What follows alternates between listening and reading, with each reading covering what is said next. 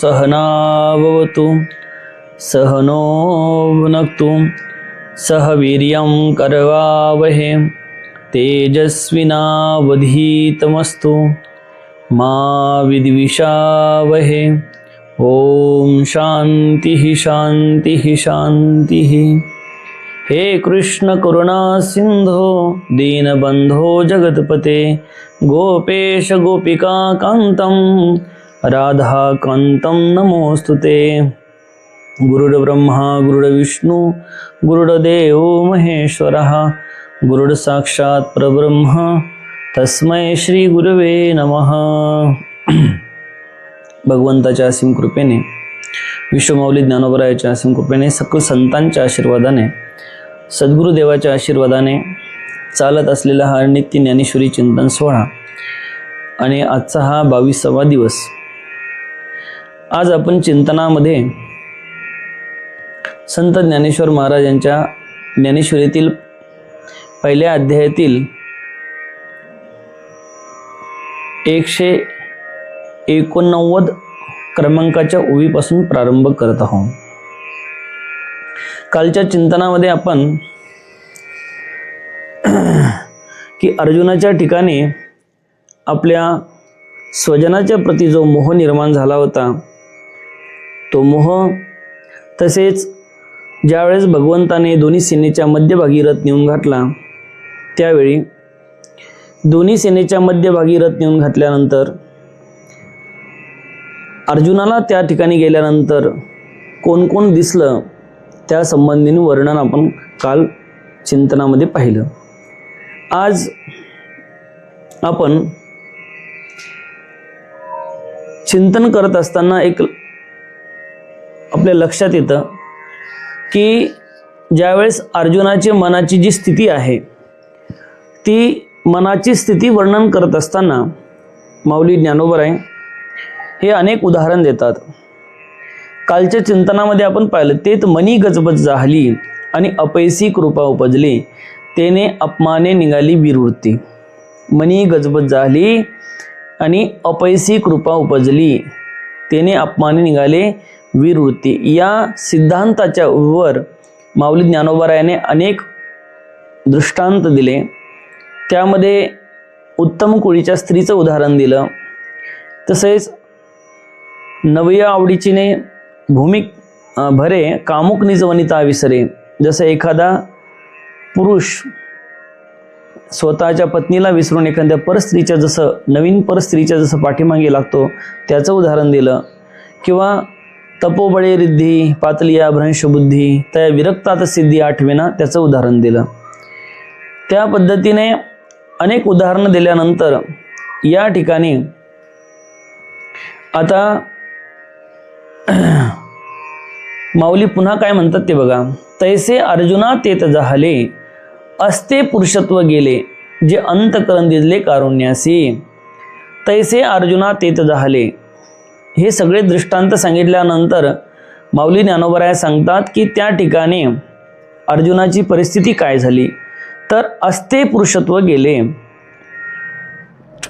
पुरुषत्व गेले म्हणजे काय गेले?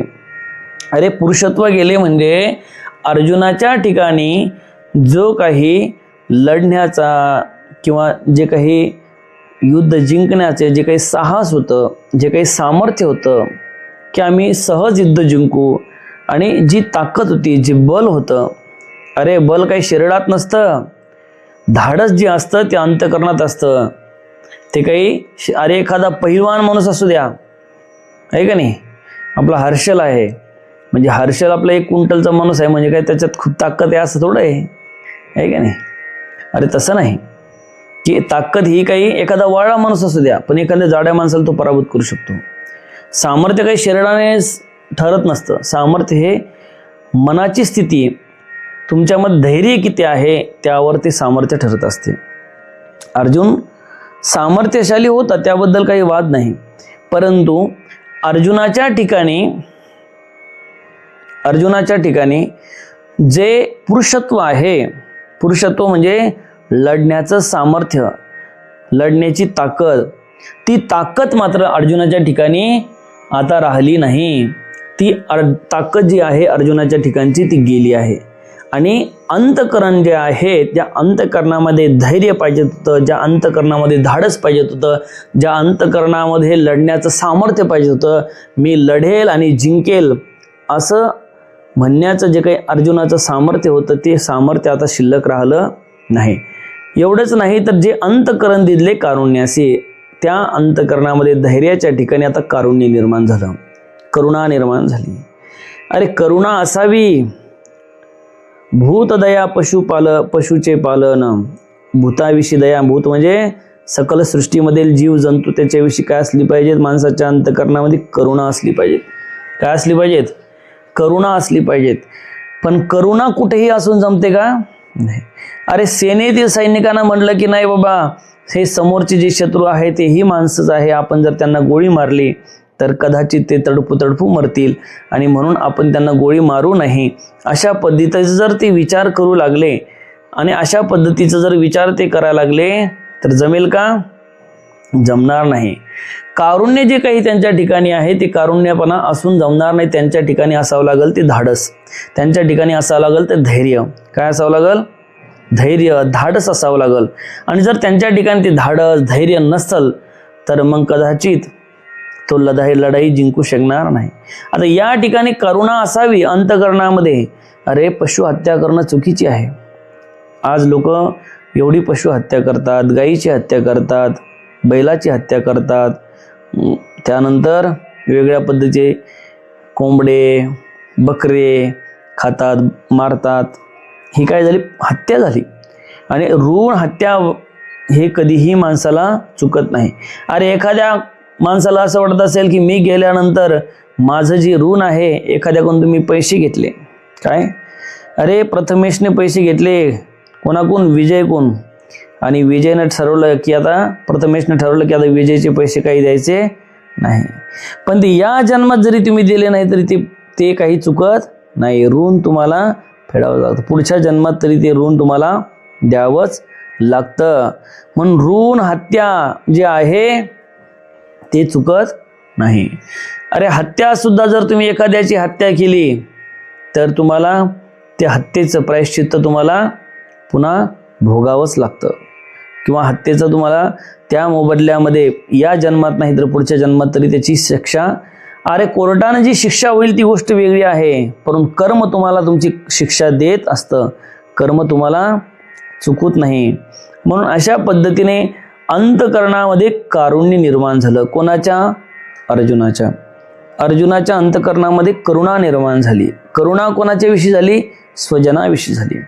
कारण अर्जुनाला असं वाटू लागलं की अशा पद्धतीने जर कदाचित मी यांना मारलं, पुढे सांगणारच आहे अर्जुन आणखीन की हे सगळे माझे कोण आहे, काय आहे, मी जर यांना मारलं तर ते योग्य ठरणार नाही.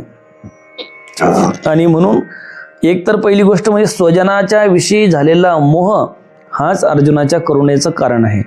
म्हणून ही जी काही करुणा आहे ही करुणा अर्जुनाच्या ठिकाणी निर्माण झाली आणि ती त्याच्या ठिकाणी निर्माण व्हायला नव्हती पाहिजे.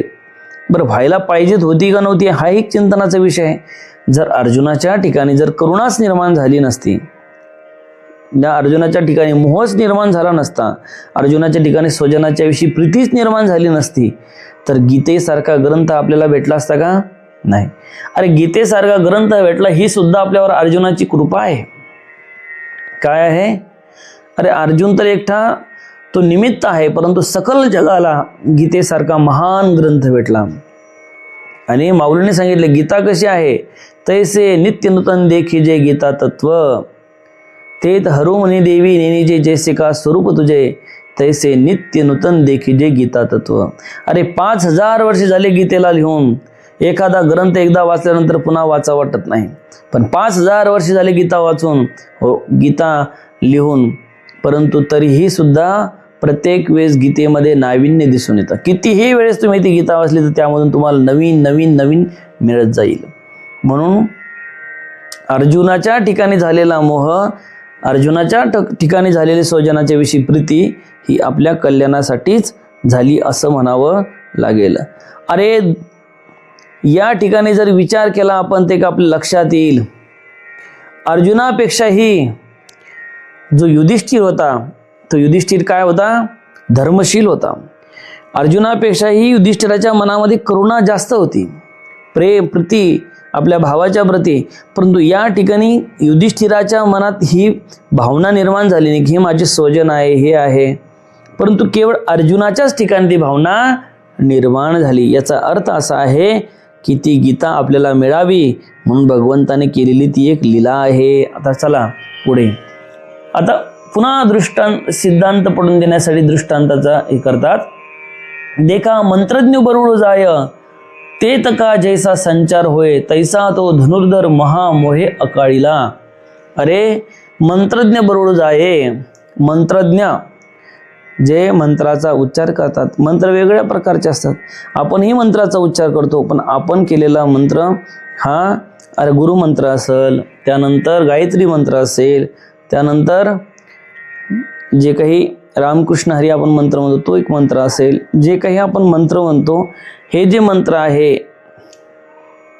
हे मंत्र याचा उच्चार आपण गुरुकडून आपण आपल्या काय घेत असतो, दीक्षा घेत असतो गुरुमंत्राची, आणि तसा आपण काय करत असतो, उच्चार करत असतो.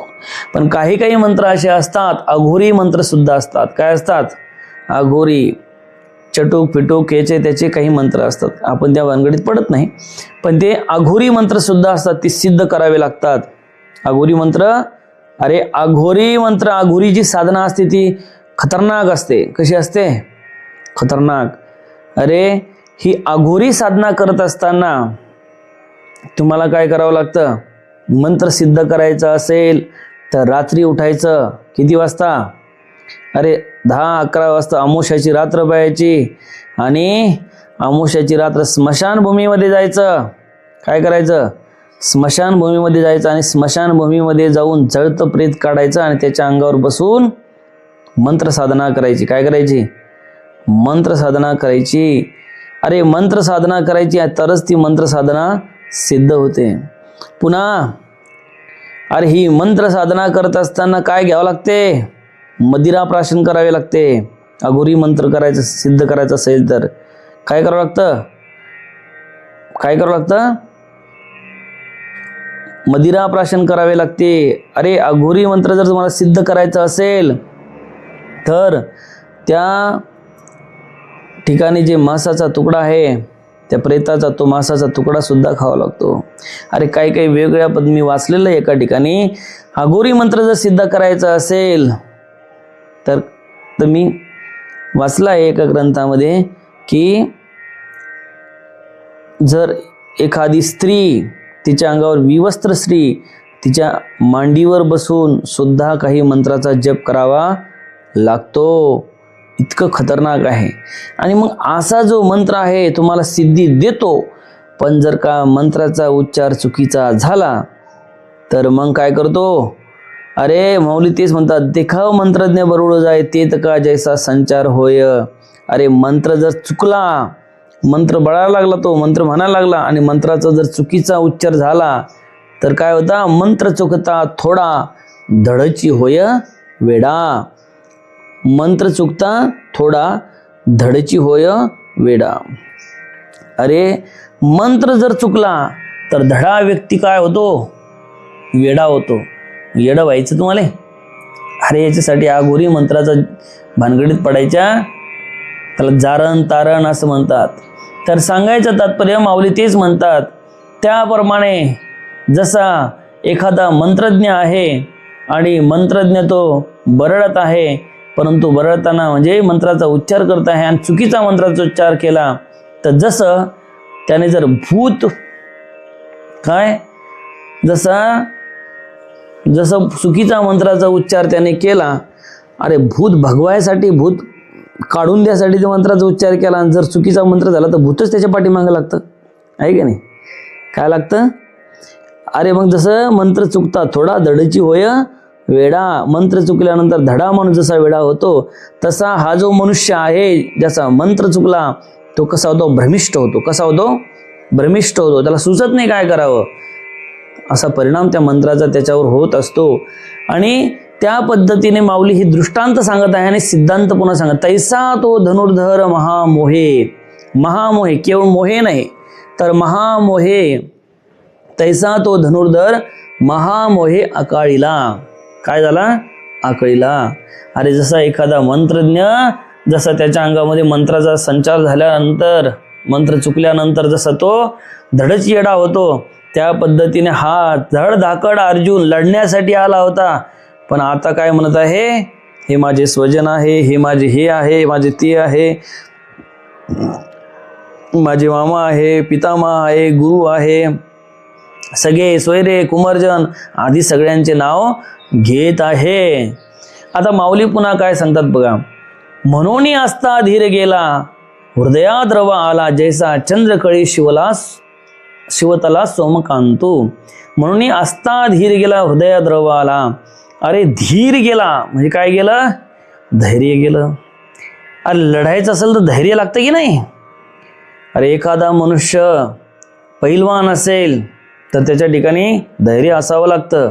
अरे दोघांचे भांडणं झाले, यानं एक ठोका दिला आणि त्यानं एक ठोका दिला, आणि दुसऱ्याने ठोका दिल्यानंतर याला असं वाटलं की हा आपल्याला आता मारल्याशिवाय राहत नाही, मग हा लगेच घाबरून पळायला लागतो. याचा अर्थ याचं धैर्य आता सुटलं आहे, धीरता सुटली आहे, सामर्थ्य आता त्याच्यातलं संपलं आहे. म्हणून सामर्थ्य काही शरीरातच नसतं, सामर्थ्य हा मनाचा भाग आहे. म्हणून अर्जुनाचं काय झालं की जे धीरत्व आहे, ज्या आवेशाने अर्जुन सांगत होता, काय सांगत होता की सेनियोर उभियोर मध्ये रथम स्थापय मे अच्युतः, हे अच्युता दोन्ही सेनेच्या मध्यभागी माझा रथ नेऊन घाल. मला पाहायचं आहे की या दुर्बुद्धी दुर्योधनाकडून लढण्यासाठी कोण कोण आले आहे आणि मी कोणासोबत युद्ध करू शकतो, कोणासोबत लढू शकतो, असं आवेशाने बोलणारा जो अर्जुन आहे, तोच अर्जुन या ठिकाणी काय झालाय? पूर्णपणे खचलेला आहे. धीर थोडाही राहिला नाही आणि हृदयामध्ये काय झालं? द्रव आलं. द्रव आलं म्हणजे हृदयामध्ये पाझर फुटणे. आपण काय म्हणतो? पाझर फुटणे. जसं एखाद्याला एखाद्याच्या विषयी प्रेम निर्माण झाल्यानंतर जसं त्यांच्याविषयी काय होते? करुणा निर्माण होती, प्रेम निर्माण होते. आणि जशी आईचं मुलाच्या प्रती काय असते? प्रेम, मोह, माया. आणि त्या मायेमुळे त्याला मारायची इच्छा असली मुलाला तरी मारते का? तिचा हात उगारत नाही. ती म्हणते जाऊ दे बाबा, लेकराकडून चुकी होतच असते. पण लेकरू हळूहळू एक चुकी करता, दुसरी चुकी करतं, दुसरी करता, चौथी चुकी करतं, आहे का नाही? आणि मग चुकी होता होता होता होता चुकीचा तो पुतळा बनून जातो. अरे म्हणून आई वडील असतील, गुरु असतील, यांनी काय केलं पाहिजे? गुरु असेल तर शिष्याला आणि आई वडील असेल तर मुला बाळांना योग्य संस्कार दिले पाहिजे. योग्य संस्कार दिले पाहिजे म्हणजे अरे मुलगा जर चोरी करत असेल तर मुलाला सांगितलं पाहिजे बाबा चोरी करणं योग्य नाही, तू जे करतो ते योग्य नाही, आहे का नाही? तू हे जे करत आहे ते योग्य करत नाही. एक उदाहरण सांगितलं जातं. एक मुलगा असतो, छोटा मुलगा असतो, तो मुलांचा काय करतो? पेन चोरून आणतो. आई म्हणती, आईला माहीत असतं की त्यानं पेन चोरून आणला म्हणून, पण आई काहीच बोलत नाही. हळूहळू तो पेन्सिल चोर, हे चोर, वह्या चोर, आई काहीच बोलत नाही. आईला वाटते बरं वरच्यावर धकतं. हळूहळू तो मुलांचे पैसे चोरायला लागतो. आईला वाटते बरंच तो वरच्यावर धकतो. आणि हळूहळू तो पैसे चोरायला लागतो. हळूहळू तो काय करायला लागतो? चोऱ्या करायला लागतो. तरीही आईची काहीच बोलत नाही. आणि जेव्हा तो मोठा होतो, डाकू होतो. डाकू झाल्यानंतर पोलीस त्याला पकडतात आणि पकडल्यानंतर त्याला फाशीची शिक्षा होते. तो म्हणतो, फाशीची शिक्षा झाल्यानंतर तो म्हणतो मला माझी आईला भेटायची इच्छा आहे. आज शेवटची इच्छा नंतर म्हणल्यानंतर त्यांना त्यांच्या आईला भेटायला बोलवलं जातं. आईला भेटायला गेल्यानंतर तो काय करतो? आईला जवळ बोलवतो. आईला वाटतं काहीतरी सांगल. आईचा कान धरतो आणि जोऱ्यानं कान ओढतो. म्हणतो आई तू जर त्यावेळेस जर माझा असा कान धरला असता ना तर आज मी इथे फासावर लटकायचं काम पडलं नसतं. लहानपणी जर माझा कान धरला असता, मला सांगितलं असतं की बाळा हे करणं योग्य नाही, तर आज मी या ठिकाणी असतो का? नाही.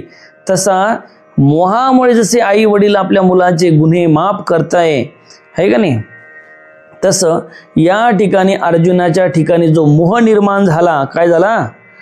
मोह, त्याने तो आकळल्या गेला. आकळल्या गेला म्हणजे बांधल्या गेला आहे.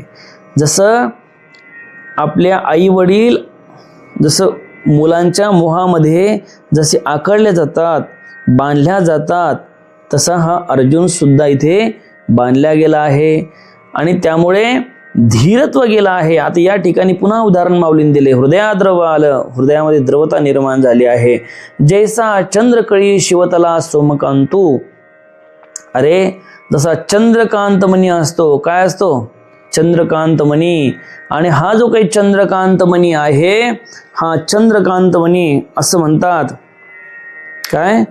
हा जो काही चंद्रकांतमणी आहे ना, चंद्रकांतमणी तो खाली जरी असला तरी वरून चंद्र उदय झाल्यानंतर तो काय करतो? त्याला पाझर फुटत असतो. अरे या चंद्रकांत मण्यांचं असं म्हणतात की तो ज्याच्याजवळ असेल त्याच्या सगळ्या कामना मनोकामना पूर्ण करणारा तो मणी आहे. आणि म्हणून हा जो काही चंद्रकांत मणी आहे, जसा तो त्या चंद्र उदयानंतर जसा त्याचा काय करतो, त्याच्या ठिकाणी पाझर फुटतो, त्या पद्धतीने अर्जुनाची स्थिती झाली. तया परी पार्थू अति स्नेहे मोहितू. काय म्हणतात? तया परी पार्थू अति स्नेहे मोहितू मग सकेद असे बोलू तू अच्युतेसी, श्री अच्युतेसी. अरे त्या पद्धतीने हा अर्जुन जो आहे तो अर्जुन अति स्नेही मोहितू, अति स्नेहे मोहितू, अति मोहित झाला आहे. कसा मोहित झाला आहे? निस्ता मोहित नाही झाला, अति मोहित झाला आहे. त्यांच्या ठिकाणी खूप मोठी काय झाली? आसक्ती तयार झाली, माया मोह तयार झाला स्वजनाविषयी, याच्याविषयी. अरे माऊलीने पुढे अनेक दृष्टांत दिलेले आहे, आपण ते पाहणारच आहे उद्याच्या चिंतनामध्ये. परंतु अति स्नेहे मोहितू, काय? त्यांच्या ठिकाणी मोह निर्माण झाला आणि मोह जो आहे तो बंधनाला कारण आहे. मोह बंधनाला कारणीभूत आहे. मोहच माणसाला काय करतो? जाळ्या तोडतो. अरे मोह आणि वासना ही माणसाला कधी धोका देईल सांगता येत नाही. अरे जड भरताच्या ठिकाणी त्या हरिणाच्या प्रती काय निर्माण झाली? वासना निर्माण झाली. वास्तविक पाहिलं तर या जड भरताने काय केलं? संपूर्ण घरदार राज्य यांचा त्याग केला. भगवंताच्या चिंतनासाठी गंडकी नदीच्या काठावर जाऊन बसला. आणि हे जडभरत राजे गंडकी नदीच्या काठावर जाऊन बसले, तपश्चर्या करू लागले, तप करू लागले. परंतु एक दिवस परिस्थिती अशी झाली की एका हरणाच्या मागे, गर्भवती हरणाच्या मागे सिंह लागला आणि ती खूप घाबरून गेली. ती गर्भवती होती आणि गर्भवती असल्यामुळे ती पळू लागली. पळता पळता असं सांगता की त्या भीतीमुळं ती प्रसवसुद्धा झाली. आणि प्रसव झाल्यानंतर ती जी हरीण आहे ती हरीण मरून पडली. काय झाली? मरून पडली. पण तिचं जे ती पिल्लू आहे, लहान पिल्लू आहे, ते मात्र या वाहत वाहत आलं आणि त्या भरत राजा अर्घ देत होते त्यांच्या हातामध्ये आलं. अरे बघा, जीवनामध्ये कोणता प्रसंग कधी येईल, काय कसा सांगता येत नाही. कधी कसा प्रसंग येईल. अरे तुम्ही भाग्यवान आहे की तुम्हाला निदान आईवडिलाचं प्रेम तरी मिळालं आहे. आता लहानपणी का होईना, प्रथमेशला सुद्धा लहानपणी का होईना पण प्रेम मिळालं आहे. आता समजा त्याला आश्रमातूनच आईवडिलाचं प्रेम मिळतं, आईवडील नसल्यामुळं. परंतु सांगायचं तात्पर्य, आत्ता कालची गोष्ट आहे, 2-3 दिवसापूर्वी एका जणाचा फोन आला आणि फोन आल्यानंतर त्यांनी सांगितलं, महाराज तुमच्याकडे एवढ्या 60-70 गायी आहे. अरे आपल्याकडे 60-70 गायी आहे, परंतु आपल्याकडे ज्या गायी आहे त्या लोकांनी दिलेल्या भाकड गायी आहे. भाकड म्हणजे ज्या जास्त दूध देऊ शकत नाही. एवढ्या 60-70 गायी आहे, परंतु चहाला दूध सुद्धा आपल्या आश्रमात निघत नाही. जेवढ्या त्या वासरालाच आपण पोसायला इतकं दूध आपण काढतच नाही, वासरालाच दूध पाजतो. तर सांगायचं तात्पर्य की अशा पद्धतीनं फोन आला आणि फोन आल्यानंतर तिकडून की महाराज आमचं जे काही सुनबाई आहे, ती सुनबाई बाळाला जन्म देता देता जुळे बाळ होते आणि जन्म देता देता ती डिलिव्हरीमध्येच वारली. हे कशाहून उदाहरण सांगितलं तुम्हाला? जड भरताचं त्या हरणाच्या विषयी त्याच्या उदाहरण सांगितलं. अरे काय झालं तर जन्म दिल्याबरोबर मुलांना आता जन्म दिला, सिजर केलं, मुलं तर बाहेर आली, पण आई जन्मामध्येच मेली. मुलांचं मुख सुद्धा ती पाहू शकली नाही. आणि त्यांचा फोन आला की बाबा महाराज, अरे या मुलांसाठी गाईची व्यवस्था करून द्या, एखादी जनलेल्या गाईची दुधाची व्यवस्था करून द्या. आता आपण आपला नियम आश्रमात असा आहे की आपण कोणाला दूध खाण्यासाठी गाय देत नाही. कारण त्याचा नियम असा होता की पहिला आपण असं करत होतो की गाय जनल्यानंतर बाबा कोणी घेऊन जा, तिची सेवा करा, दूध खा, आणि दूध खाल्ल्यानंतर गाय पुन्हा परत आणून द्या. तर लोक काय करायचे, लोक एवढे चलाक, गाईचं दूध खाऊन घ्यायचे पण त्या वासराला दूध पाजायचे नाही. वासर खराब होण्याचं. अरे एक प्रकारे वासराला दूध न पाजणं, तिच्या आईचं हक्काचं दूध न पाजणं म्हणजे तो एक प्रकारे त्या वासरावर केलेला अन्याय आहे. काय आहे? अन्याय आहे. म्हणून तो अन्याय जो आहे तो अन्याय आमच्या लक्षात आलं आणि म्हणून आम्ही ठरवलं की आता याच्यानंतर कोणालाही गाय दुधासाठी द्यायची नाही. ते सगळं दूध वासराला पिऊ द्यायचं, पण गाय दुधासाठी कोणाला द्यायची नाही. तेव्हापासून आपण गाय कोणाला दूध खाण्यासाठी देत आश्रमातून नाही. परंतु फोन आल्यानंतर आता अशी गोष्ट ऐकल्यानंतर साहजिकच आहे आपलंही हृदयामध्ये करुणा निर्माण होते. पूजनीय स्वामीजीला मी सांगितलं की बाबा अशा पद्धतीचं परिस्थिती आहे आणि 2 लहान बालकं आहे, जुळे मुलं आहे, आणि जुळे मुलं जे आहे ते जुळे मुलं की अशा पद्धतीने आई वारली आहे आणि त्यांना दूध पिण्यासाठी आता एक गाय आपल्याला द्यावं लागते. त्यावेळेस पूजनीय स्वामीजी त्यांच्याही मनामध्ये करुणा निर्माण झाली, प्रेम निर्माण झालं की कारण शेवटी भूतदया असतेच आणि तिथं साधू हृदय, संत हृदय नवनीत समाना. अरे साधू जरी रागवत असतील तरी त्यात तुमचं आमचं हित असतं. आणि अशा पद्धतीने जे काही स्वामीजी आहेत त्यांनी सांगितलं त्यांना देऊन टाका. मग काल ते आश्रमावर आले, गोशाळेवर आले, आणि गोशाळेवर आल्यानंतर आम्ही त्यांना एक गाय जी कालच जणली होती ती गाय त्यांना सुपूर्द केली. तर सांगायचं तात्पर्य की हा भरताचा विषय. तसा लहान जे अनाथ बालक झाले, ज्यांची आई लहानपणीच त्यांना सोडून गेली, तसं या हरणाची सुद्धा जी आई आहे, पाडसाची आई आहे, ती त्याला सोडून गेली. मग भरताने विचार केला की बाबा ही आई याला सोडून गेली आहे तर आपण याचा सांभाळ केला पाहिजे, याला वाचवलं पाहिजे. शेवटी करुणाचा अंतकरणामध्ये त्यांची होतीच. आणि मग त्यांनी त्याला लहानचं मोठं केलं. आता लहानचं मोठं केलं, त्या खेळण्यासारखं झालं. आता ते स्वतः जाऊ लागलं, चरू लागलं. त्यावेळेस त्या भरताने त्याला सोडून द्यायला पाहिजे होतं. परंतु ते भरतजी एवढे त्यामध्ये आसक्त झाले की जप जरी करायला बसले, कारण हरिण काय करायचं, त्यांच्या खांद्यावर खेळायचं, उड्या मारायचं, येऊन जाऊन त्यांच्याकडे यायचं. आता जप जरी करायला बसले, डोळे जरी लावले तर त्यांना हरिण दिसायचं. एक दिवस काय झालं की हरिण जंगलामध्ये गेलं आणि ते परत आलंच नाही. यांना मनामध्ये सतत चिंता लागली की हरणाचं काय झालं असेल, हरणाचं काय झालं असेल, हरणाचं काय झालं असेल, हरणाचं काय झालं असेल. आणि शेवटी मृत्यू जवळ आला. भगवंताचं स्मरण व्हायला पाहिजे, तर हरणाचं स्मरण झालं. आणि हरणाचं स्मरण झाल्यामुळे पुन्हा त्यांना हरणाचा जन्म प्राप्त झाला. सांगायचं तात्पर्य, हा जो काही मोह आहे, ही जी काही माया आहे, हे काही स्नेह आहे, हा स्नेहच माणसाला बंधनाला कारणीभूत ठरतो. हा स्वजनाच्या विषयी जी काही मोह आहे, बंधन आहे, माया आहे, हीच माणसाला बंधनाला कारणीभूत ठरते. आणि म्हणून या ठिकाणी माऊली म्हणत, तया परी पार्थो अति स्नेहे मोहितो मग सकेद असे बोलू तू श्री अच्युतेसे.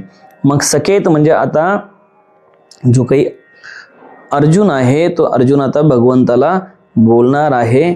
ते आपण आता उद्याच्या चिंतनामध्ये पाहू. गोपाल कृष्ण भगवान की जय. श्री गुरुदेव भगवान की जय. ओम पूर्णमदः पूर्णमिदं पूर्णात् पूर्णमुदच्यते पूर्णस्य पूर्णमादाय पूर्णमेवावशिष्यते. ओम शांती शांती शांती.